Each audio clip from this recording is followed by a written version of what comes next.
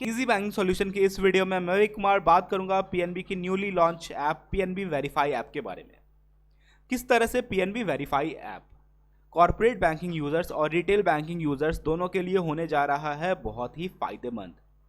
अब आपको ओटीपी डालने की झंझट से होने जा रहा है पूरी तरह से छुटकारा, क्योंकि अब पीएनबी वेरीफाई ऐप आपको सिर्फ ऑप्शन देगा कि आप अप्रूव कीजिए या रिजेक्ट कीजिए, कोई भी ओटीपी नहीं डालना है किसी भी तरह के ट्रांजेक्शन्स के लिए। तो जानते हैं पीएनबी वेरीफाई ऐप किस तरह से काम करती है। Let's start. PNB verify app को कैसे करेंगे इनेबल। सबसे पहले पीएनबी वेरीफाई इनेबल करने के लिए हमें करना है अपने कॉर्पोरेट या रिटेल बैंकिंग में लॉगिन। वहां पे जाना है हमें अपने पर्सनल सेटिंग्स में। पर्सनल सेटिंग्स में लिखा हुआ है इनरोल फॉर पीएनबी वेरीफाई, उसके नीचे दिया हुआ है अनइनरोल फॉर पीएनबी वेरीफाई। अगर आप खुश नहीं है पीएनबी वेरीफाई ऐप के परफॉर्मेंस से तो आप उसे तुरंत कर सकते हैं अनइनरोल। ठीक है, इनरोल करने के लिए बस आपको यहाँ क्लिक करके सबमिट कर देना है और आपका पीएनबी वेरीफाई ऐप में इनरोल हो जाइएगा। इसी तरह से अगर आपको अनइनरोल करना रहेगा तो आप उसे अनइनरोल भी कर सकते हैं।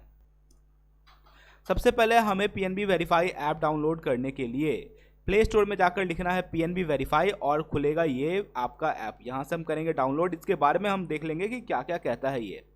तो ये कह रहा है कि अब आपको किसी भी तरह की ओटीपी देने की जरूरत नहीं है। कार्ड से ट्रांजैक्शन करते हैं या फिर इंटरनेट बैंकिंग से ट्रांजैक्शन करते हैं तो नेफ्ट, आईएमपीएस, शॉपिंग कीजिए, मनी भेजिए, कलेक्ट कीजिए, किसी भी तरह की चीज़ के लिए अब आपको नहीं डालना है ओटीपी। अब आप यूज़ कीजिए पीएनबी वेरीफाई ऐप। बहुत ही सिंपल ऐप है और बहुत ही अच्छा काम कर रहा है। पीएनबी वेरीफाई ऐप को एक्टिव करने के लिए सबसे पहले हमें डालना पड़ेगा आपका customer ID. Customer ID passbook में अकाउंट नंबर के ऊपर लिखा रहता है। यहाँ पर आप कस्टमर आईडी के जगह कॉर्पोरेट यूज़र हैं तो कॉर्पोरेट आईडी भी डाल सकते हैं।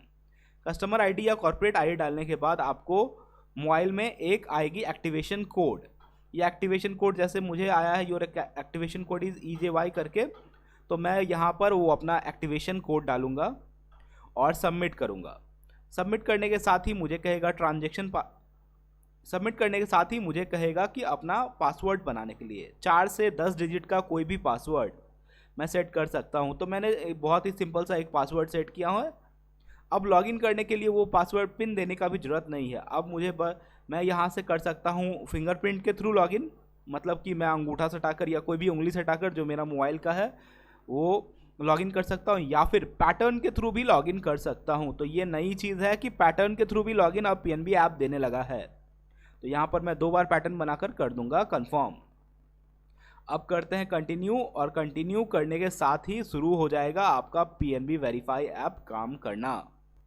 अब एक ट्रांजेक्शन करके हम देखते हैं कि किस तरह से हमको पीएनबी वेरीफाई ऐप जो है वो काम करती है। तो ट्रांजेक्शन्स में हम जाते हैं और एक आईएमपीएस का छोटा सा एक एग्जाम्पल लेते हैं। आईएमपीएस कर रहा हूँ मैं अब यहाँ पे, तो मैं बस ₹1 ट्रांसफ़र करके दिखाता हूँ कि अगर मुझे मोबाइल पे जो ओटीपी आ रही थी तो अब उसके जगह पे क्या आएगी।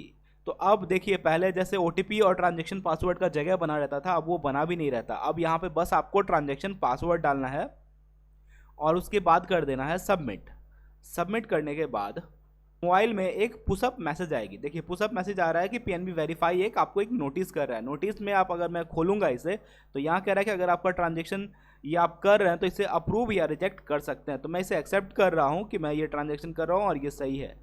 ये एक्सेप्ट करने के साथ ही देखिए मेरा जो कॉर्पोरेट रिटेल बैंकिंग वाला था वहाँ पर लिखता है कि मेरा ट्रांजैक्शन सक्सेसफुल हो गया। अब मुझे कोई भी ओटीपी देखकर एक एक पॉइंट नहीं डालने की जरूरत पड़ी।